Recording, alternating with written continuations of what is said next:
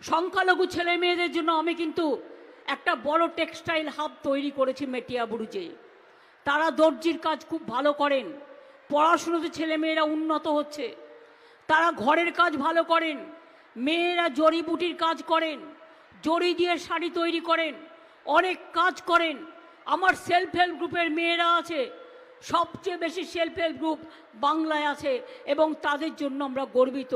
আমরা গর্বিত আমাদের আশাকর্মীদের জন্য, আমরা গর্বিত আমাদের আইসিডিএস থেকে শুরু করে সমস্ত সমাজকর্মীদের জন্য, সিভিক ভলেন্টিয়ার্স হোক, হোমগার্ড হোক, সকলের জন্য আমরা গর্বিত। এই জেলাতেও 156 কোটি টাকার লোন দেওয়া হয়েছে, এবং 24 পরগনার সংখ্যালঘু যুবক যুবতীদের 156 কোটি টাকার লোন দেওয়া হয়েছে। দেশের মধ্যে সংখ্যালঘু উন্নয়নে বাংলা রাজ্যে প্রথম, বাংলা কেন্দ্রে প্রথম, বাংলা সারা বিশ্বে প্রথম। এটা মাথায় রাখবেন, এটা আমাদের গর্ব।